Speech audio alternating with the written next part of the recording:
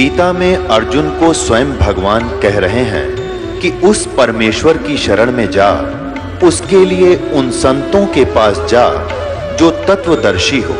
इसी प्रकार हजरत मोहम्मद को उनका अल्लाह कह रहा है कि कोई और पूर्ण परमात्मा है, उसको पाने के लिए उन तत्वदर्शी संत की तलाश कर। वो प्रभु कौन है, ये जानने के लिए कृपया अवश्य सुनिए जगत गुरु तत्वदर्शी संत रामपाल जी महाराज के अमृत वचन।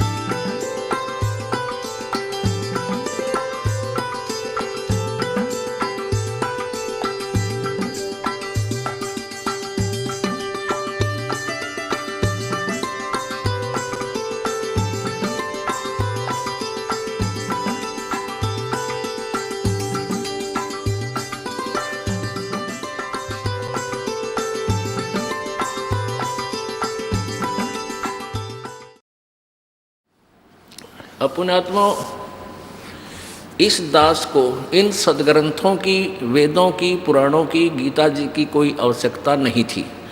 आवश्यकता का तात्पर्य ये नहीं है कि ये रिजेक्टेड है, नहीं। इनमें वर्णित ज्ञान हमारे परमेश्वर ने हमारी सिंपल लैंग्वेज में, साधारण भाषा में लिख रखा था, और जिसका हमें पूर्ण विश्वास था और रहेगा कि हमारे परमेश्वर ने और हम उनसे संबंधित जिन संतों ने जो भी बात कही है वो सारी सच्ची है। और वेदों और पुराणों की वाली ही है। जिनसे जो वेदों और पुराणों में ज्ञान नहीं है वो भी परमेश्वर कबीर जी की वाणी और उनके प्रत्यक्ष दृष्टा संतों की वाणी में उपलब्ध थी। अब इस दास ने ये वेद और गीता और पुराण इसलिए रखने पड़ रहे हैं आपके लिए कि यदि ये दास ये कहे वैसे कि ब्रह्मा विष्णु महेश की जन्म मृत्यु होती है, कोई नहीं मानना है, और 20 जगह बुराई करें कि वो तो रामपाल तो ब्रह्मा विष्णु महेश की निंदा करता है, उनको नासवान बताता है, ना तो कोई माने और मेरे सिर और हो जा डले मारे। तो दास का क्या करते भाई, इनको दिखाने का उद्देश्य क्या है? एक समय एक अंधा व्यक्ति अंधेरे में लालटेन हाथ में लेकर जा रहा था। लालटेन जगती हुई रोशनी जगा कर ले जा रहा था, टॉर्च समझ लो, टॉर्च।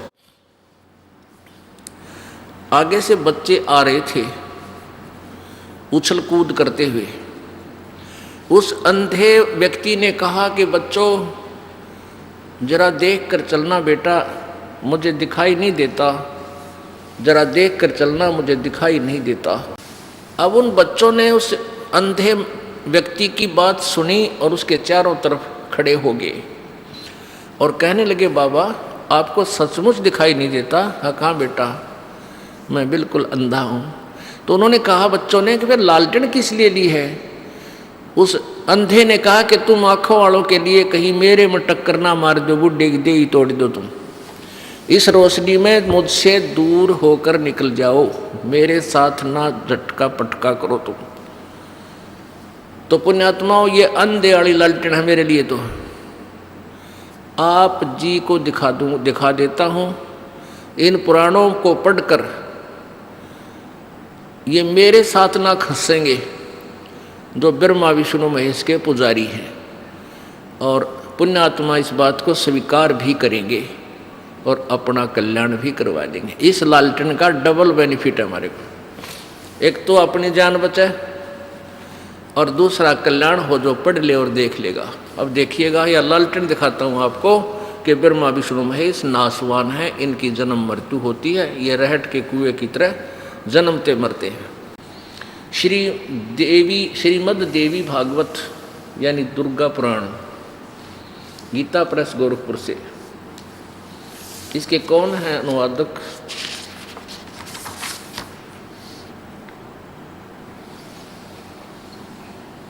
संपादक है हनुमान प्रसाद पोदार, चिमन लाल गोस्वामी।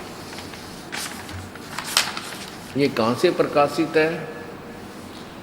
मुद्रक एवं प्रकाशक एवं मुद्रक गीता प्रेस गोरखपुर, गोविंद भवन कार्यालय कोलकाता का संस्थान। ये इनके फोन नंबर है।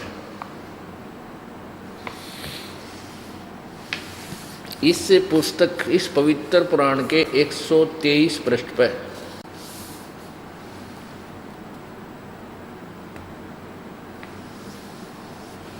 123 पृष्ठ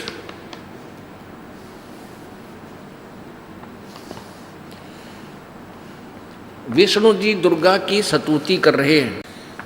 विष्णु जी अपनी माता दुर्गा की स्तुति करते हुए कह रहे हैं, तुम शुद्ध स्वरूपा हो, यह संसार तुम्ही से उद्भासित हो रहा है।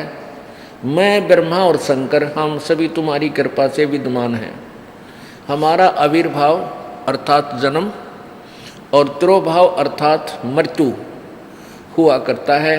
केवल तुम ही नित्य हो, जगत जननी हो, प्रकृति और सनातनी देवी हो।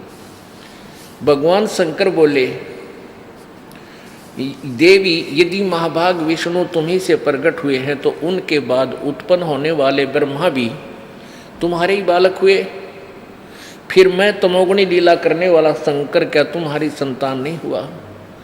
अर्थात मुझे भी उत्पन्न करने वाली तुम ही हो। शिवे, संपूर्ण संसार की सृष्टि करने में तुम बड़ी चतुर हो। इस संसार की सृष्टि, स्थिति और संहार में तुम्हारे गुण सदा समर्थ है। उन्हीं तीनों गुणों से उत्पन्न हम ब्रह्मा, विष्णु एवं शंकर नियमानुसार कार्य में तत्पर रहते हैं। इससे 4 कंसेप्ट क्लियर हो गए। 4, एक तो ये होगा कि ब्रह्मा विष्णु महेश नासवान है, अविनाशी नहीं है। इनकी जन्म मृत्यु होता है। इनके माता दुर्गा है, रजगुण दूसरा। तीसरा रजगुण ब्रह्मा जी, सतगुण विष्णु जी, तमगुण शिव जी है। और चौथा ये हुआ कि ये भगवान केवल वर्क डन, जैसा कर्म प्राणी करता है वैसा ही देते हैं। यानी नियमित कार्य करने में ही तत्पर रहते हैं। जो इनको जैसा आदेश होता है उसका, जैसा जिसका संस्कार है वही दे सकते हैं। इसमें कोई परिवर्तन ये नहीं कर सकते। मासा घटे न तिल बधे, विधना लिखे जो लेख, केवल सच्चा सतगुरु मेट कर ऊपर मार दे मेख। ब्रह्मा विष्णु महेश केवल प्राणी को उसका किया हुआ फल ही दे सकते हैं। इसलिए इनके विषय में प्रसिद्ध हो गया कि जैसे कर्म करेगा वैसा फल देगा भगवान। अब परमात्मा पूर्ण ब्रह्म के पास एक और वीटो पावर है कि वो अपने सत भक्ति साधक के पापों का विनाश कर देता है। यानी प्रारब्ध में परिवर्तन वो परमेश्वर कबीर जी ही कर सकता है। अब हम अपने उसी मूल उद्देश्य पर आते हैं। अब ब्रह्मा विष्णु महेश कहते हैं चतुर्भुजी भगवान कहाँ हुए और हर हर डोर बंधे सब आवे। अब ये और दिखाते हैं आपको कि ज्योत स्वरूपी कहे निरंजन, मैं ही करता भाई। ये ज्योत स्वरूपी कहे निरंजन, ये काल कहता मैं ही भगवान हूँ। ब्रह्मा विष्णु महेश को कहता तुम परमात्मा, तुम भगवान नहीं हो, तुमने अपने आप को भगवान मान लिया, ये बड़ी गलती की है, बड़ा अचरज है ये। और मैं ही भगवान हूँ, मेरे अतिरिक्त कोई परमात्मा नहीं है। आज अब आपको ये कंसेप्ट क्लियर किया जा रहा है कि इस काल ने अपने आप को भगवान सिद्ध कर रखा है। इन ब्रह्मा विष्णु महेश को डरा धमका के, इनको धोखे में रख के और पूर्ण परमात्मा का इसने नामो निशान मिटवा रखा है। ठीक है, वेदों गीता में लिखा इसलिए है क्योंकि ये वेद परमात्मा कबीर जी ने, पूर्ण ब्रह्म ने इस ब्रह्म के अंतःकरण में फीड कर दिए, इसके कंप्यूटर में। और इसने उनको एज इट इज उस परमेश्वर के ही रिमोट तय परमात्मा ने रिमोट से इसको वापस करवा दिए, बाहर निकलवा दिए एज इट इज। इसने बाहर जब आए समुद्र में, इसने श्वासों से बाहर निकाला तो क्या किया, ये 4 वेद तो समाज में दे दिए और 5वां वेद जो सूक्ष्म वेद है वो नष्ट कर दिया, जो कबीर परमेश्वर ने स्वयं आकर के बताना पड़ा। अब इसने क्या किया हुआ है कि वेदों का ज्ञान, वो 4 वेदों का ज्ञान इनकम्प्लीट है। उसके बाद इसने जो पुराण है इनकी रचना करवा दी और सारे पूरा मानव समाज इन पुराणों पर आधारित हो गया। पुराणों का ज्ञान सतयुग से चलता आ रहा है। लिपिबद्ध ये भले ही बाद में किया गया है, लेकिन लोक वेद कथाएं जैसे दादे परदादे हम सुनते आए थे, आला उद्दल की कहानी, जानी चोर की कहानी, ये बाद में लिखी गई, ये पहले कथाएं सुनते हमारे थे। तो ऐसे ये कथाएं एक ऋषि दूसरों को, दूसरा ऋषि फिर अपने चेलों को सुनाते हुए आ रहे थे, यानी दंत कथा ये लोक वेद पहले से चल रहा था। ये तो फिर बाद में लिपिबद्ध किया व्यास जी ने, इतना काम किया। अब इसमें दिखाते हैं आपको इसने कैसे मिसगाइड किया हुआ, मिसगाइडेड किया है। एक बार ब्रह्मा और विष्णु जी का आपस में इस बात पर युद्ध हो गया। ब्रह्मा जी विष्णु जी से बोले, मैं तेरा बाप और तू मेरे से उत्पन्न हुआ, राज तू मेरा आदर भी नहीं करता, मैं तेरे द्वार पर आया हूं और तू मस्ती में लेटा हुआ है, तूने मेरा आदर नहीं किया। विष्णु जी कहता है कि मैं तेरा बाप, तू मेरी नाभि कमल से उत्पन्न हुआ। अब इस काल ने सबको बौड़ी बूझ बना रखे है, क्यों करें। ये क्या करता है, आप देवी पुराण में सुनाएंगे, कभी समय आएगा, 3रे स्कंद में चौथे 4 से लेकर 6 अध्याय तक ये क्या करता है, जैसे साधकों ने वेद पढ़े, वेदों में देखा कि एक ओम नाम है परमात्मा की भक्ति का और कोई मंत्र नहीं है, वेदों में ओम नाम है। इन्होंने इस ओम नाम को पूर्ण परमात्मा का मान लिया और साधक साधना करता करता फिर इसने एक आकाशवाणी की थी ब्रह्मा को, जब ये सर्वप्रथम कमल के फूल पर सचेत किया था कि तप करो तप करो। इसने हजारों वर्षों तक तप किया। फिर इसकी जब बैटरी चार्ज होगी, सिद्धि आ गई, इसको कह दिया भी तू सृष्टि करो, यानी एक डिपार्टमेंट दे दिया रजोगुण का। फिर विष्णु जी ने तप किया 12,000 वर्ष तक, इसको इसकी बैटरी चार्ज करवा दी, सिद्धियाँ आ गई, इसको दे दिया विष्णु वाला। फिर शंकर जी ने तप किया, फिर इसको दे दिया संहार करने का। तो क्या होता, जैसे साधक साधना करने लगा ओम नाम के जाप से करता करता, फिर हठ योग कर लिया। ब्रह्मा जी ने बताया, आकाशवाणी सुनी थी भगवान की, वह थी काल की, उन्होंने मान ली पूर्ण परमात्मा की। फिर हठ योग वहाँ से प्रारंभ हो गया। नहीं, किसी वेद में ना गीता जी में हठ योग करने का कोई आदेश नहीं, ये तो नकली साधना बताई मूर्खों की, क्योंकि इससे सिद्धियाँ आ जाती हैं। सिद्धियाँ एक दूसरे के ऊपर फिर ये एटम बम छोड़ कर एक दूसरे का नाश करते रहते हैं, लड़ते झगड़ते रहते हैं। इसलिए इनको हठ योग करने वालों को मूर्ख लिखा है। गीता जी अध्याय नंबर 17 के श्लोक नंबर, अध्याय नंबर 17 में श्लोक नंबर 4, 5, 6 यानी 3 से लेकर 10, 12 तक ये स्पष्ट किया है। तो क्या होता, साधकों ने ओम नाम का जाप जपते जपते फिर हठ योग समाधि लागी। अब जब इनका हठ योग से अंदर जब शरीर में ये प्रवेश हो गए, तो किसी को तो विष्णु रूप में दर्शन दे दिए। ये विष्णु ब्रह्मा शिव तो इनके पास रहते हैं, आम देवताओं की तरह, ऋषियों की तरह। ये इनके इनसे जो ना सुप्रीम है, ये मंत्री हैं, बाकी अन्य देवता और न्यारे डिपार्टमेंटों के इनके अंतर्गत आते हैं। तो साधना करते करते किसी को तो विष्णु रूप में दर्शन दे दिए, विष्णु रूप में दर्शन दे दिए। जो भी कुछ मांगा इस काल ने दे दिए, ब्रह्म ने। ये वास्तविक रूप में किसी के सामने नहीं आता, इसने प्रतिज्ञा कर रखी है। तो उनने जिसने विष्णु रूप में दर्शन हुए, उसने समाधि तोड़ दी अपनी, और उसका पक्का जच गया कि ये विष्णु जो सतगुण है यही भगवान है। ओहो हो, फिर वो साधक भाज्या हुआ है, भागा आता है, दौड़ा हुआ भगवान विष्णु के चरणों में शीश रख देता है और सबको ढोल बजा कर कहता है कि ये पूर्ण परमात्मा है, ये विष्णु जी पूर्ण परमात्मा है। मैंने इनको समाधि दशा में इनका साक्षात्कार हुआ है, ये छुपाए बैठे। और विष्णु जी ने पता भी कोई नहीं, युग के बंड है कि कह रहे मैं कहाँ था, मुझे पता है, उसको पता ही नहीं। लेकिन उनकी सुनी सुनाई बातों इंजेक्शनों से वो फूल जाते हैं और किसी को ये काल ब्रह्मा रूप में दर्शन दे देता है। तो वो साधक कहता है ये ब्रह्मा रूप, ये ब्रह्मा यही सर्वशक्तिमान है, यही सृष्टि रचने वाला है, यही तीनों रूप धारण करता है। और किसी को वो शिव रूप में दर्शन दे देते हैं, ये काल दे देता है समाधि करने या मेडिटेशन करने वालों को। तो उन ऋषियों द्वारा सुनी हुई दंत कथा के आधार पर ब्रह्मा जी ने मान लिया मैं सृष्टि करता हूँ और ये सभी संसार मेरे से उत्पन्न हुआ है। और जिसने विष्णु जी के रूप में दर्शन हुए थे उसने विष्णु जी का इंजेक्शन ला दिया। 1 न 2 न 10 न 20 न 100 ने यही समर्थन कर दिया। तो विष्णु जी का पक्की दसगी कि तू ही भगवान है और तेरी नाभि कमल से ब्रह्मा की उत्पत्ति हुई है।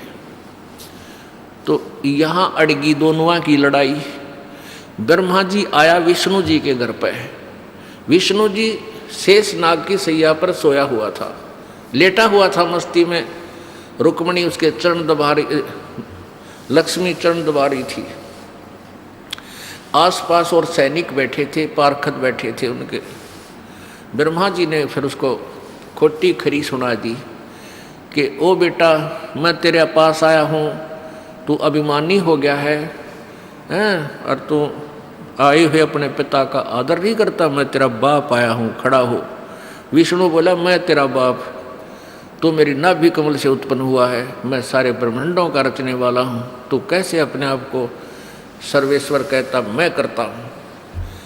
अब दोनों का गुट्टम गुट्टा, लट्ठम लट्ठा, हथियार काट लिए, सेना जोड़ ली। इस देवी पुराण में लिखा है कि देवताओं ने भी ऊपर आकाश से फिर जो वो लड़ने को तैयार हुए फूल बरसाने शुरू कर दिए। अगर कर दो काम, लड़ो। अरे ये देवताओं के लक्षण, देवताओं ने तो बीच में आना चाहिए था। भगवान जब तुम लड़ोगे, आप ही ऐसे अभद्र व्यवहार करोगे तो हमारा क्या होगा, जनता आपसे क्या सीखेगी। अब परमात्मा कहते हैं, कह कबीर इस संसार में सबकी बुद्धि का नाश। अब ये एक बार फिर सुनाना पड़ेगा यू शिव पुराण के अंदर ये थोड़ा प्रकरण, नहीं तो फिर यह अंधे अड़ी लालटेन अधूरी रह जाएगी। अब देखो ये शिव महापुराण हिंदी टीका सहित भाग 1, ये कहाँ से प्रकाशित है? ये है श्री शिव महापुराण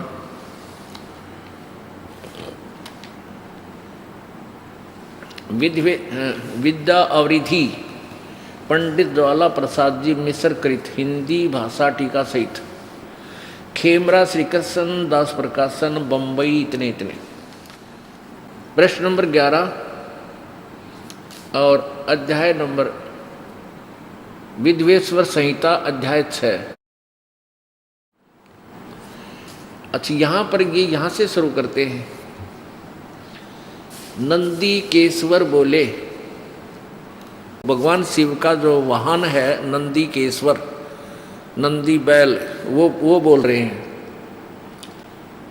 नंदी केश्वर बोले, हे योगिंद्र, आगे एक समय विष्णु भगवान शेष सैया पर अपने गरुड़ आदि पार्षदों के से संयुक्त लक्ष्मी सहित शयन करते थे। उस समय ब्रह्म ज्ञानियों में श्रेष्ठ, किसी उपमा इनकी, ब्रह्म ज्ञानियों में श्रेष्ठ ब्रह्मा जी अपनी इच्छा से ही वहां आए और सब प्रकार सुंदर सेज पर शयन करते हुए कमल लोचन विष्णु जी से पूछने लगे,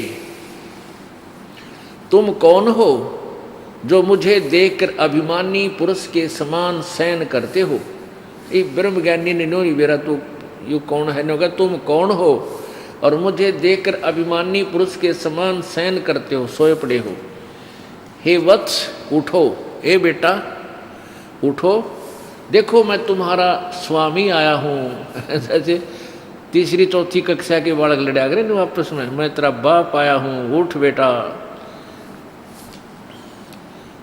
आए हुए गुरु को देखकर जो अभिमान करता है उस द्रोही मूड का प्रायश्चित होना उचित है, अर्थात न गढ़ूंगा भी।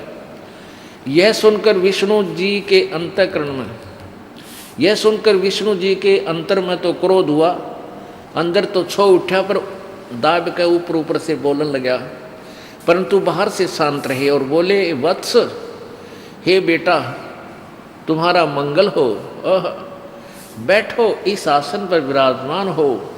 इस समय तुम्हारा नेत्र कुटिल और मुख वक्र क्यों हो गया, बांगा क्यों मुंह हो रहा तेरा। ब्रह्मा जी बोले, वत्स विष्णु, ब्रह्मा जी बोले, बेटा विष्णु तुमको समय के प्रभाव से अभिमान है। हे पुत्र मैं तुम्हारा रक्षक और जगत का महापिता मैं हूँ। विष्णु जी बोले, ये तो सब जगत मुझ में स्थित है, तुम चोर के समान किस प्रकार अपना कहते हो। तुम मेरी नाभि कमल से उत्पन्न हुए हो, इससे मेरे पुत्र हो, मुझे पुत्र कहना व्यर्था है। नंदीकेश्वर बोले, इस प्रकार ब्रह्मा विष्णु दोनों ही रजोगुण से मुग्ध होकर विवाद करने लगे। मैं श्रेष्ठ हूँ, मैं स्वामी हूँ, ऐसा कहकर एक दूसरे को मारने की इच्छा से युद्ध करने में उत्सुक हुए और हंस गरुड़ और वाहन पर परस्पर सतीत होकर ये दोनों देवता युद्ध करने लगे। तब ब्रह्मा और विष्णु के वाहन गण भी युद्ध करने लगे। तब संपूर्ण देवता विमानों में बैठकर उस महा अद्भुत युद्ध को देखने चले आए और आकाश में उनके ऊपर फूल बरसाने लगे। जय हो देवताओं की। भले पुरुषों, बीच में आना चाहिए था, छुटाने चाहिए थे, क्यों नाश करो हो देवताओं। नको पन तो फूल बरसाओ जो कर खागड़े बढ़ाया करें जोटे हो कल की दे देगा करो। ये हमारे देवताओं के लक्षण हैं। तो जनसाधारण का क्या होगा पुण्यात्मा, ये देख लो इस तत्व ज्ञान के अभाव से। अब थोड़ा सा मौखिक बताया गया दास। फिर क्या हुआ कि इन दोनों को लड़ते हुए देखकर इस काल भगवान ने, ज्योति निरंजन ने एक सतम ठोक दिया बीच में। एक सिद्धि सेन के बीच में एक मोटा सा एक थांब पिल्लर, और वो तेजों में था, वो बहुत लंबा चौड़ा सिद्धि तक। जैसे अब ग्रीष्म ऋतु में तेज हवा चलती है ना, तो एक हुलिया सा उठा कर आंधी का, उसको चारों तरफ धूल, इसमें धूल भर जाती है, ऐसे चक्कर काटता हुआ नीचे से लेकर ऊपर तक दिखाई देता, ऐसा समझ लो। ईसा सतम था, वो बीच में आ गया। वो लड़ना भूल गए। तो दोनों जने सोचा भी न देखा ये कितना लंबा चौड़ा, एक ऊपर न चला गया कि नीचे ने। लंबी कथा है। फिर क्या हुआ, इतने में यो काल ज्योति निरंजन शिव रूप धारक है, अपने बेटे शिवजी जैसा रूप बनाकर और वहाँ प्रकट हो गया और इनसे बोला कि बेटो, ये पुत्रो मेरी बात सुनो, तुमने अपने आप को भगवान मान लिया, तुम्हारी नालायकी है, तुम भगवान नहीं हो। अब ये सिद्ध करते हैं। ये है शिव पुराण पृष्ठ नंबर 17, विद्वेश्वर संहिता अध्याय 9। यहाँ पर नंदीकेश्वर बोले, इस प्रकार भगवान ने उन नम्र हुए ब्रह्मा और विष्णु पर अनुग्रह करके उनके युद्ध में जो परस्पर उनकी सेना मारी गई थी, उस सब को अपनी शक्ति से जीवित कर उठाया। आगे फिर क्या बोला, उनसे संबोधित करके कहने लगा, मेरे सकल और निष्कल भेद से दो रूप हैं, परंतु और ईश्वर नहीं। नो कहे और कोई भगवान को नहीं, मैं ही हूँ जो कुछ हूँ। इस कारण उनके दो रूप नहीं हो सकते। पहला सतम रूप और दूसरा पीछे मूर्तिमान रूप धारण किया। इसमें ब्रह्म रूप निष्कल है, ईश्वर रूप सगुण है। मेरे ये दोनों रूप सिद्ध हैं, दूसरे किसी के नहीं हो सकते। इस कारण तुम दोनों को अथवा दूसरों को ईश्वर तव की प्राप्ति नहीं हो सकती, यानी कोई भगवान नहीं है। तुमने जो अज्ञान से ब्रह्मा विष्णु को कह रहा है ये काल ज्योति निरंजन ब्रह्म, तुमने जो अज्ञान से अपने को ईश माना, भगवान मान लिया, यह बड़ा ही अद्भुत हुआ। उसके दूर करने को ही मैं रण स्थान में आया हूँ। अब तुम अपना अभिमान त्याग कर मुझ ईश्वर में अपनी बुद्धि लगाओ। मेरे प्रसाद से लोक में सब अर्थ प्रकाश करते हैं।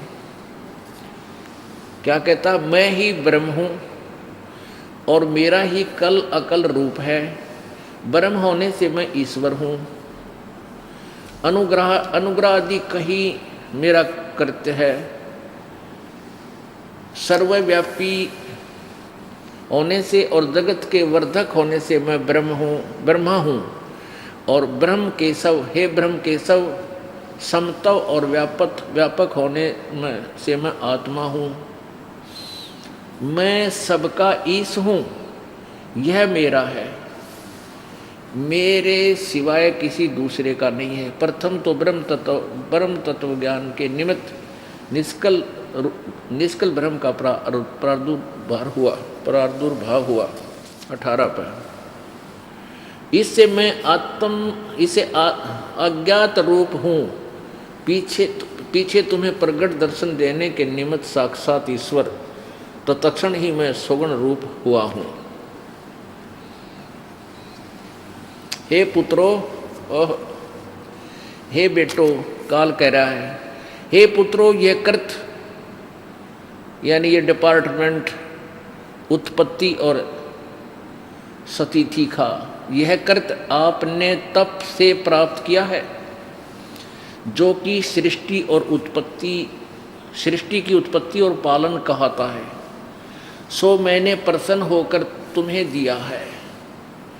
इसी प्रकार से दूसरे दो कृत रुद्र और महेश्वर को प्रदान किए हैं, परंतु अनुग्रह करते कोई भी पाने को समर्थ नहीं है। सो पूर्व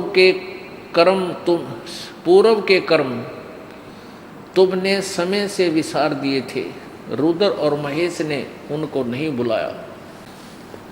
अब 19 पर देखो, रूप वेश, यानी रुद्र और महेश ने अपने आप को अभिमानी नहीं बनाया, तुमने बना दिया, इसलिए तुम्हारे को सीधा किया मैंने। रूप वेश कृत आसन वाहन आयुध आदि में हमारी साम्यता थी हे सौम्य, मेरे ज्ञान के विमुख होने से तुम्हें अज्ञानता आ गई। मेरा ज्ञान होने से ऐसा नहीं हो सकता। ज्ञान और रूप महेश के तुल्य हो जाता है। इस कारण उस ज्ञान की सिद्धि निमित्त ओंकार नामक यानी ओम मंत्र का मंत्र जप करो। यह अभिमान का दूर करने वाला सोई निज मंत्र उपदेश करते हैं। यह ओंकार मेरे मुख से उत्पन्न होने से मेरे ही रूप का बोधक है और महामंगल करने वाला है। यह वाचक है, मैं वाच्य हूँ। यह मंत्र मेरा आत्मा है, उसके स्मरण से मेरा स्मरण होता है। हो गया सीधा। आगे इसमें कई विश्लेषण दे रखे हैं इसका भी। उत्तर की ओर से मुख से आकार, पश्चिम के मुख से उकार, दक्षिण के मुख से मकार, पूर्व के मुख से बिंदु, यानी ये ओम एक अक्षर जो है इस काल का ही है, उत्पन्न हुआ। इस प्रकार 5 प्रकार से निर्गत हुआ यह एक ओंकार ऐसा एकाक्षर हो जाता है। गीता जी अध्याय नंबर 8 के श्लोक नंबर 13 में गीता ज्ञानदाता, ये ज्योति निरंजन काल है, ब्रह्म है, ये कह रहा कि मेरा एक ओम अक्षर है। ओम इति एक अक्षरम ब्रह्म व्यवहारन माम अनुसमरण, यह परियाति तदंदेहम स याति परमाम गतिम। मेरा एक ओम मंत्र है, एक अक्षर, यह एक अक्षर ओम मेरा मंत्र है, मुझ ब्रह्म का, माम ब्रह्मन मुझ ब्रह्म का। और जिसका ये जो इसके अंतिम समय तक साधना करता है वो मेरे वाली परम गति को प्राप्त होता है। और अपनी परम गति को 7वें अध्याय के 18वें श्लोक में स्पष्ट किया है कि मेरे वाली गति भी अनुत्तम है, अश्रेष्ठ है, घटिया है। इसलिए तो 18वें अध्याय के 62वें श्लोक में कहा कि अर्जुन तू सर्वभाव से उस परमात्मा की शरण में जा जिसकी कृपा से तू परम शांति और शाश्वत स्थान यानी सनातन परम धाम को प्राप्त होगा, तेरा फिर कभी जन्म मृत्यु नहीं होगा। अब प्रश्न ये उठा था कि इस काल ने अपने आप को सर्वेश्वर, अपने आप को भगवान सिद्ध कर रखा है और पूर्ण परमात्मा को बुला दिया। भाई भला मान चाहे बुरा मान, एक ओछी चाली चाल तने, सतपुरुष बुला दिया आप जना लिया, कुछ ना सोची काल तने। भला मान चाहे बुरा मान, एक ओछी चाली चाल तने, सतपुरुष भुला दिया आप जना लिया, कुछ ना सोची काल तने। वेद पुराण कुरान बनाए, ये ओछा कच दिया ज्ञान तने, सूक्ष्म वेद का भेद छुपा के गलती करी महान तने।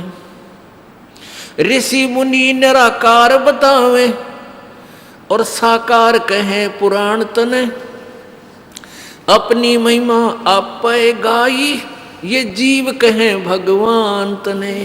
ऋषि मुनि निराकार बतावे और साकार कहे पुराण तने, अपनी महिमा आप गाई ये जीव कहे भगवान तने। तपतशिला पर भोन के खावे ये जीव किए घने काल तने, सतपुरुष बुला दिया आप जना लिया, कुछ ना सोची काल तने।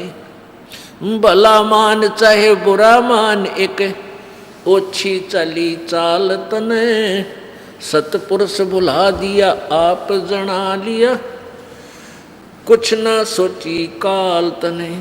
ऋषि मुनि सब करें तपस्या, ए भगवान हमें मोक्ष दिए, तप करवा के राज दे दिया, फिर 184 में ठोक दिए। ऋषि मुनि सब करें तपस्या, हे भगवान हमें मोक्ष दिए, तप करवा के राज दे दिया, फिर 184 में ठोक दिए। 5 तत्व की कैद बना के इसके अंदर रोक दिए, मोह ममता की बेड़ी हिला के ये जड़ कर्म जड़े गले में तोक दिए।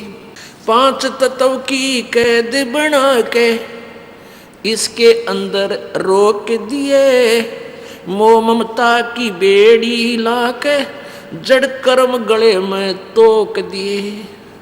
काम क्रोध अहंकार लोभ का यू खूब बनाया जाल तने, सतपुरुष बुला दिया आप जना लिया, कुछ ना सोची काल तने। भला मान चाहे बुरा मान, एक ओछी चली चाल तने, सतपुरुष बुला दिया आप जना लिया, कुछ ना सोची काल तने। एक माई का पति मरा वो दुख में माथा फोड़े थी, मेरे बेटे की तो खैर राखिए, नु हाथ तेरे ते जोड़े थी। एक माई का पति मरा वो दुख में माथा फोड़े थी, मेरे बेटे की तो खैर राखिए, नु हाथ तेरे ते जोड़े थी। उस दुखिया का एक बेटा वह बेटे पे दिन तोड़े थी, अपने पूत की खैर के लिए वो तेरे देई धाम को दौड़े थी। उस दुखिया का एक बेटा बेटे पे दिन तोड़े थी, अपने पूत की खैर के लिए तेरे सब देई धाम को दौड़े थी। उसके आगे ओ भी खा लिया, कति करी न टाल तने, सतपुरुष बुला दिया आप जना लिया, कुछ न सोची काल तने। भला मान चाहे बुरा माने, एक ओछी चली चाल तने, सतपुरुष बुला दिया आप जना लिया, कुछ ना सोची काल तने। एक तरफ तो कंस बनाया और बनाया कृष्ण भगवान तू ही, अपना स्वार्थ सिद्ध करने को ये बना दी चारों खान तू ही। एक तरफ तो कंस बनाया और बनाया कृष्ण भगवान तू ही, अपना स्वार्थ सिद्ध करने को ये बना दी चारों खान तू ही। सतगुरु जी की मेर हुई तब हमने तेरी जान हुई, ये ओछी उपासना सारी ये छुटगी और बुरे कर्मों की आन हुई। सतगुरु जी की मेर हुई तब हमने तेरी जान हुई, ओछी उपासना सारी ये छुटगी और बुरे कर्मा से आन हुई।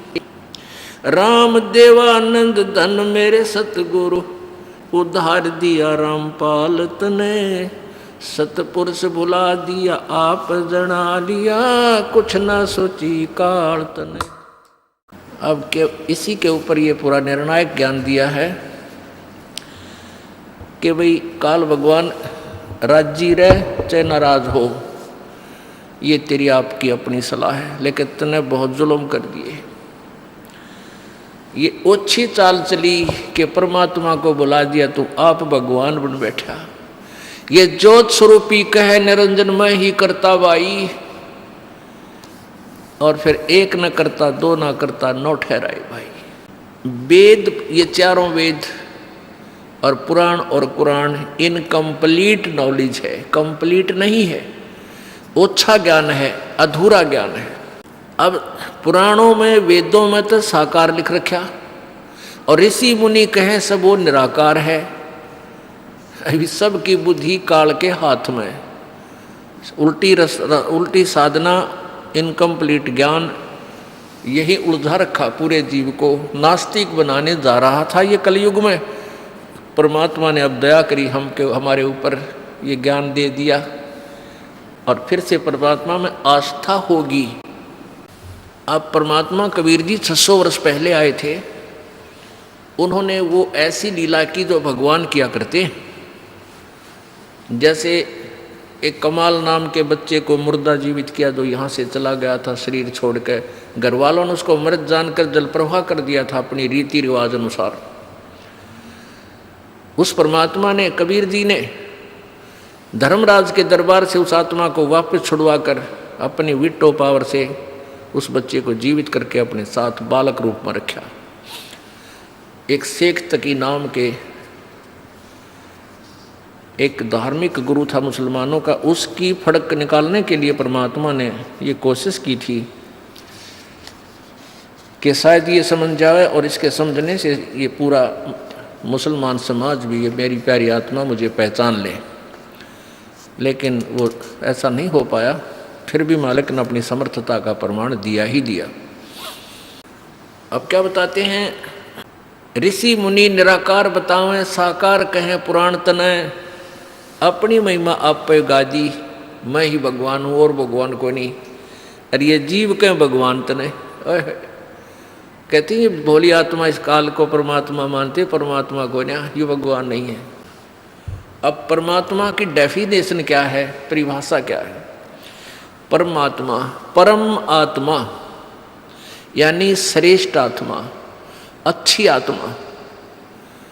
और जो मार और काटे, किसी का कैंसर कर रखी, किसी का बेटा मर गया, किसी की बेटी मर गई, किसी के दोनों हाथ कट गए, किसी का कुछ जुल्म कर रखा, गधा बना रखा, गधी बना रखी, कीड़े पड़ गए, कुत्ता बना रखा, सुर बना रखे, ये परमात्मा के काम है या कि श्रेष्ठ आत्मा के काम है? नहीं। अब परमात्मा की परिभाषा बताते हैं और इस काल की परिभाषा बताते हैं कबीर जी। धर्मदास जी को कहते हैं, धर्मदास जिसने तुम भगवान मानते हो निराकार, ये ब्रह्म, ये साकार है, ये छुपा रहता है, तुम्हारे सामने नहीं आता, इसने कसम प्रतिज्ञा की हुई है, ये वास्तव में साकार है, ये भगवान नहीं है। परमात्मा वो होता जो सुख दे, दुख नहीं देता। परमात्मा दुख नहीं देती। श्रेष्ठ आत्मा किसी को सता नहीं सकते। लेकिन नकली लोक में नकली फीत और ये डुप्लीकेट भगवान बने बैठे, ईब पोल पाटेगी सारे की ये किसी भगवान थे। जैसे कसाई बकरे पालता है, और उनके लिए क्या करता है, एक अच्छा छान डालता है, ऊपर हट बनाता है, छाया बनाता है, गर्मी सर्दी से बचने के लिए, और फिर वहाँ एक तालाब बनाता है अलग ही, अपने लंबा चौड़ा क्षेत्र खरीद कर, जिसके पास 10-5 बकरे रोज सेल होते हैं, तो वो हज़ारों की संख्या में, 400-500 की संख्या में बकरे बकरी रखता है, और वो आपस में प्रजनन करके और अपने परिवार की उत्पत्ति करते हैं, वृद्धि करते हैं, और काल उनमें काटता रहता है। अब वो बकरों की सेवा करता है। कौन? वो कसाई। जल पिलाता है, उनको बीमार हो जाते हैं तो दवाई देता है, उनको अच्छी तरह उनके खाने का प्रबंध ऐसे करता है। तो वो भोली आत्मा बकरे ये सोच लेते हैं कि ये हमारा मालिक देख कितना दयालु है, हमारी कितनी केयर टेक कर रहा है, कितनी देखभाल करता है, और उसको वो अपना मालिक मानकर, दयालु भगवान स्वामी मानकर उससे प्यार करते हैं। जब वो कसाई आता है ना बकरों में, उसकी तरफ दौड़ कर जाते हैं, उसको प्यार देते हैं और चाटते हैं, उसके हाथों को चाटते हैं, और वो देखता है यूँ हाथ ला के, यूँ कितने किलो का हो गया, कौन से का नंबर आना चाहिए आज, और वो उसको प्यार देते हैं, उसके हाथों को चाटते हैं, ये देखे हमें प्यार कर रहा है। और वो ने देखा यूँ माल कितना हो गया इसमें, और जब आता है उसको ऑर्डर 10-5, 2-4 बकरों का, वो ना देखता किसकी बेटी जा, किसका बेटा मरेगा, किसकी माँ मरेगी, वो तो लाठी लेकर आँख ले छाँट लेता मोटे मोटे 40 इधर को। तो पुण्यात्माओं, यहाँ हम देखते हैं, देखिए भगवान ने कितनी बढ़िया पृथ्वी दे रखी, कैसे फल फ्रूट इसके अंदर पदार्थ, सुख पदार्थ दे रखे, कैसे झरने बह रहे हैं, गंगा जैसी दरिया बह रही है मीठे स्वच्छ जल की, और नीचे ठंडा पानी मीठा, गर्मियों में ठंडा निकला नीचे तो धरती से जल, और सर्दियों में गर्म। देव भगवान कितना दयालु है, और कितनी सुविधा दे रखी है यहाँ पर, हैं अच्छे बाजरा ज्वार गेहूँ जैसी कनक दे रखी हैं, सेब संतरे काजू किशमिश ये फल दे रखे हैं। तो इस तरह की स्थिति देखते हैं तो ये भगवान में पड़ा है। यूँ देखते हैं तो ऐसा लगता है भाई भगवान ने, ये तो परमात्मा ही पड़ा है, बड़ा दयालु है। और फिर अब देख लो इतिहास, सवेरे देख लियो समाचार पत्रों में, फलाना मर गया, उसके 2 बेटे मर गए, एक एक्सीडेंट हो गया, वहाँ भूकंप आ गया, फलाना, या बिजली क्यों गिर रही है? फिर ये परमात्मा है? तो यो परमात्मा नहीं है, ये तो परमात्मा बना बैठा है। अब परमात्मा स्वयं आकर बताते हैं कि ये काल है भाई, ये भगवान नहीं है। धर्मदास ये जग बोराना, कोई न जाने पद निर्वाणा, यही कारण मैं कथा पसारा, इन सब से कहिए एक राम नियारा। वो दयालु परमात्मा तो इन सबसे न्यारा है, दीन दयाल है, वो कबीर भगवान है। गीता जी अध्याय नंबर 7 के श्लोक नंबर 16, 17, 18 में कहा है कि मेरी साधना यानी ब्रह्म सत्र की साधना 4 प्रकार के करते हैं। ब्रह्म को इष्ट मानकर 4 प्रकार के साधक आश्रित हैं। एक तो आर्त वो होते हैं जो अपना संकट निवारण करने के लिए जंतर मंत्र छू मंत्र करते हैं, जाप जोप करते हैं। तो वेदों के मंत्र को ले लेते हैं, कोई 2-4 मंत्र छांट लिए, उन्हीं से अपना अनुष्ठान करते रहते हैं। वो अन्य किसी पुराण के या और कोई किसी के साधना का आसरा नहीं लेते। जय गणेश देवा माता थारी पार्वती कहते, इस तरह की वो आरती नहीं करते। और दूसरे अर्थार्थी होते हैं जो धन लाभ के लिए अपने घर में बरकत करने के लिए कोई अनुष्ठान करते, तो वेदों के मंत्रों से ही करते हैं। और तीसरे जिज्ञासु वो हैं जो घर से निकले भगवान पाने के लिए, आगे उनको मिल गए वो डुप्लीकेट संत ऋषि, उनसे ज्ञान ग्रहण करके वो स्वयं भी वक्ता हो गए, मोक्ष गया बाढ़ में। और चौथे वो रिजेक्टेड तीनों। चौथा है ज्ञानी आत्मा वो होता है जिसको पता लगा कि मनुष्य जीवन बार बार प्राप्त नहीं होता और वेदों को पढ़ा, उसमें लिखा कि पूर्ण परमात्मा की साधना से ही पूर्ण मोक्ष होगा। तो उन्होंने ये तो पढ़ लिया कि एक ही भक्ति करनी चाहिए भगवान की, अन्य देवता की नहीं करनी चाहिए। ये वेदों में प्रमाण है, गीता जी में भी है। तो उन्होंने ये फाइनल कर लिया कि भाई और किसी देवता की पूजा हम नहीं करेंगे, हम केवल एक पूर्ण परमात्मा की करेंगे। तो उन्होंने ओम नाम, क्योंकि वेदों और गीता में केवल ब्रह्म की साधना का ही ज्ञान है, उसकी पूजा का ही ज्ञान है, ओम मंत्र ओनली। तो इन तत्वदर्शी संत के अभाव से उन्होंने ये लाइन गीता जी अध्याय नंबर 4 के श्लोक नंबर 34 को ना समझा। उसमें लिखा है कि पूर्ण ज्ञान चाहिए तो तत्वदर्शी संतों की खोज करो, मेरे द्वारा दिया ज्ञान कंप्लीट नहीं है। यहाँ बुद्धि स्लिप करगी उनकी। यजुर्वेद अध्याय नंबर 40 के श्लोक नंबर 10 में स्पष्ट किया है कि कोई तो परमात्मा को निराकार बताता है, कोई साकार, कोई जन्म लेने वाला, कोई न जन्म लेने वाला। इसका यथार्थ ज्ञान भी तत्वदर्शी संत बताएंगे, उनसे सुनो।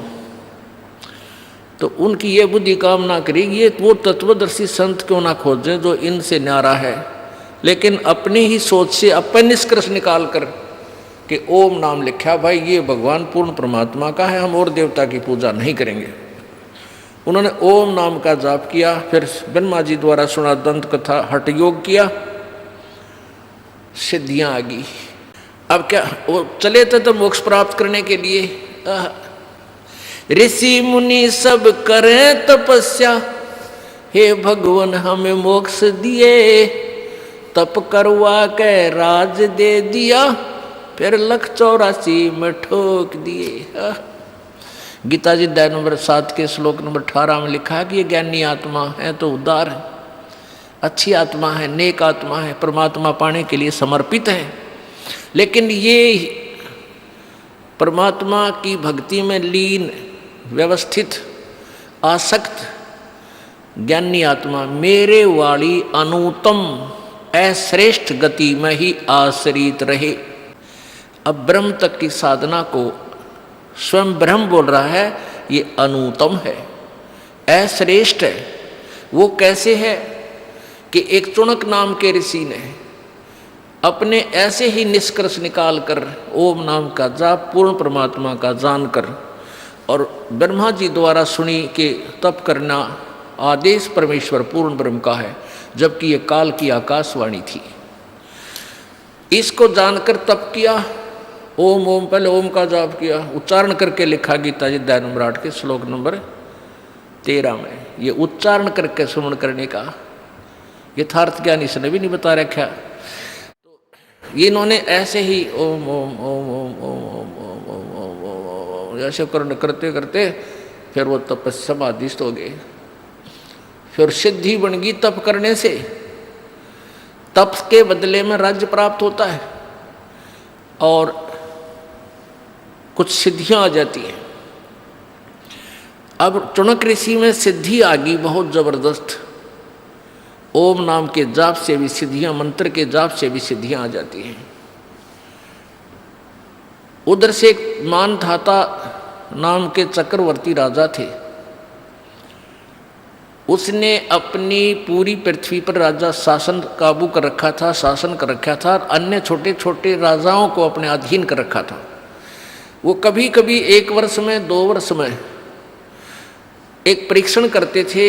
एक घोड़े के गले में एक पंपलेट डाल दे, लिख देते थे, और साथ में सैकड़ों की संख्या में सैनिक भेज देता था। उस घोड़े पर कोई सवार नहीं होता था, वो घोड़ा चलता रहता था मन मस्ती, किधर ही जाए। और वो लिखा होता था कि जिसने राजा मानधाता चक्रवर्ती राजा की पराधीनता स्वीकार्य नहीं है, वो इस घोड़े को बांध ले और युद्ध के लिए तैयार हो जा। राजा के पास 72 अक्षौणी सेना है, 72 करोड़ सेना है। अब किसकी हिम्मत में 72 करोड़ सेना जो कड़जा पाट जा, यानी किसी ने वो घोड़ा नहीं पकड़ा। अब यो काल का पुजारी, चुनक ऋषि, ब्रह्म का उपासक, इसने ये सिद्धियां प्राप्त कर ली, आंडी पाक गया। अब इधर से तो इन पर सिद्धियां, इन्हीं का जूता इन्हें के सिर में काल मारता है। चुनक ऋषि से साधना करवाई, हठ योग करके बम बना लिया, एटम बम, सिद्धियां बरबर ली। रिमोट काल के हाथ में यो मन, यो काल का एजेंट है। तो ज्यों ही इस चुनक ऋषि ने वो घोड़ा देखा जिस पर कोई सवार नहीं था, पूछा सैनिकों से कि भाई सैनिकों, इस घोड़े पर सवार क्यों नहीं है। सारी कहानी बताई सैनिकों ने कि राजा का घोड़ा है, इसमें कोई बैठ नहीं सकता, और पूरी पृथ्वी पर हम घूम आए हैं, किसी ने इस घोड़े को पकड़ा नहीं, जो पकड़ लेता तो उसको युद्ध करना पड़ता राजा के साथ।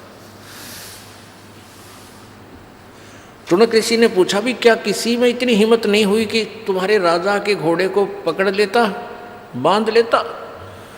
अब सैनिक तो फिर मुंह फाड़ होते हैं, अपनी आंगा प्रत्याग ऋषि समर्थ, इतने सेना वाले राजा के सैनिक तो और अभिमानी हो जाते हैं। उन्होंने उस ऋषि को कहा कि किसकी माँ ने दूध पिलाया है जो हमारे राजा के घोड़े को पकड़ दे, होठ फोड़ दें उसके।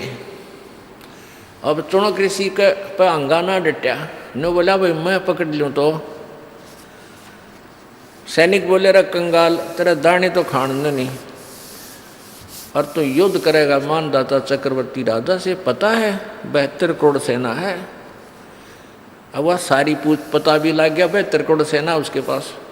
ऋषि बोला भाई मैंने वो तो थारे राजा का युद्ध स्वीकार कर लिया, बांध दो इस घोड़े ने। उसी झोपड़ी का बांध दिया जिसमें उसकी झोपड़ी, उसी वृक्ष का बांध दिया जहाँ झोपड़ी बनी थी, हट थी उस ऋषि की। और मानधाता चक्रवर्ती राजा को बता दिया कि आपका युद्ध चुनक नाम के ऋषि ने स्वीकार कर लिया। अब राजा ने अपनी 72 अक्षौणी सेना की 4 टुकड़ी बनाई, 18 करोड़ की। 18 करोड़ की एक फर्स्ट बटालियन भेज दी कि जाओ ऋषि के ऊपर आक्रमण कर दो। वो तरह का जो एक आदमी 5-4 भेज दे, 10 भेज दे, 20 भेज दे, अपनी चौधर दिखाने की खातिर। शायद बोल रहा जब ने वो आग्रह होगा विनाश काले भी प्रताबुद्धि। वो 18 करोड़ सेना भेज दी इसमें कि आज तो एक ने हिम्मत करी है युद्ध करने की, युद्ध ओटन की, कल न दूसरा शहर ठा लेगा, इसलिए क्यों ना सबको भयभीत कर दो। जो देखा इतनी सेना कहाँ जा रही है कि युद्ध करने के लिए, यानी सब भयभीत हो जाए, आतंक फैलाने के लिए। अब उधर से ऋषि ने अपने सारे जीवन के वह बुगड़े इकट्ठे करे थे, वह ये सिद्धि शादी बनाई थी, उससे 4 एटम बम बना लिए वचन से। वचन शक्ति सबसे शक्तिशाली होती है। वचन शक्ति के सामने ये विज्ञान कुछ भी नहीं है, जो वर्तमान में साइंस कहलाती है।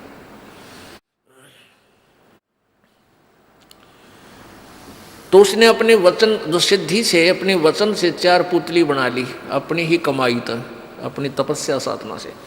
एक पुतली छोड़ दी, एक एटम बम छोड़ दिया, उसने पूरी 18 करोड़ सेना का नाश कर दिया। राजा ने दूसरी भेज दी सेना 18 करोड़, तो ऋषि ने दूसरा एटम बम छोड़ दिया, यानी उसका नाश कर दिया, 72 अक्षौणी सेना का नाश कर दिया। इसलिए गीता अध्याय 7 के श्लोक 18 में गीता ज्ञानदाता कहता है ये ज्ञानी आत्मा है तो उदार नेक आत्मा है, परंतु ये मेरे वाली अनुत्तम साधना में ही आश्रित हैं। अनुत्तम। अब पुण्यात्माओं, ये चुनक ऋषि के लिए क्या बनेगी? ये चुनक ऋषि कई हजारों वर्ष इसने साधना की, उस तप के कारण ये हो सकता है कभी चक्रवर्ती राजा बन जावे। ओम नाम के जाप के आधार से ये हो स्वर्ग में, महास्वर्ग में हजारों वर्षों तक वहाँ पर देवता बना रहे। और जो 72 अक्षौणी सेना का इसने नाश कराया, या धोने लाया करता लकड़ बाढ़ का, उसमें जीव हिंसा की, वो सारे बैड अकाउंट में लिखे गए। जब बैड अकाउंट का नंबर आओगा ये कुत्ता बनेगा और इसके सिर में कीड़े पड़ेंगे। और जितने भी ये आत्मा इसने मारी हैं, सैनिक मारे, ही अपना चुन चुन का बदला लेंगे, इसकी दुर्गति होगी। और उससे पहले जो कितने समय तक तो कहाँ घूमता रहेगा, कितना देवता बन जाएगा है? और फिर इसकी ब्रान माटी का नंबर आओगा। एक झलक दिखाते हैं आपको श्रीमद् भगवत गीता का।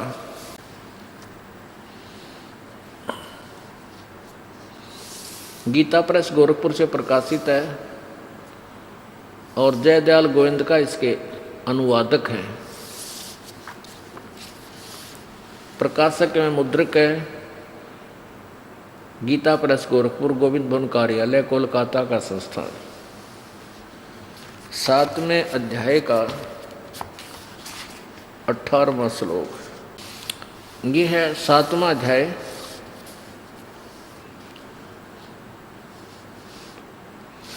और श्लोक नंबर 18। अब देखो, हम शिक्षा का हमें ये लाभ हो गया, हम इन्होंने ये तो उड़द पुड़द संस्कृत थी, इन्होंने इसको संधि छेद करके नीचे लिख दिया, बहुत आसान कर दिया, हम आसानी से पढ़ और समझ सकते हैं। उद्दारा, उद्दारा माने उदार, उद्दारा सर्वे एव एते ज्ञानी तु आत्मा एवमे मतम आस्थित स ही युक्तात्मा माम एवं अनुतमाम गतिम। अनुतमाम, इन अनाड़ियों ने अनुतमाम का लिख रखा अति उत्तम। अरे तरह गजब भैया, चौथी कक्षा के बालक ने पूछ ले उत्तम माने क्यों है? अच्छा, श्रेष्ठ। अनुत्तम अश्रेष्ठ। और ये न अनुत्तम का अर्थ लिख दिया अति उत्तम। तरह गजब भैया। अब बताइए, ईशे बावड़े भी देखे होंगे कि तो सरेआम झूठ बोल रहे हैं। और मेरा अनुवादक बता दिया, जिसने पढ़ पढ़ के पूरा हिंदू समाज इनके द्वारा अनुवाद किए गई गीता को न गोटे बैठा है।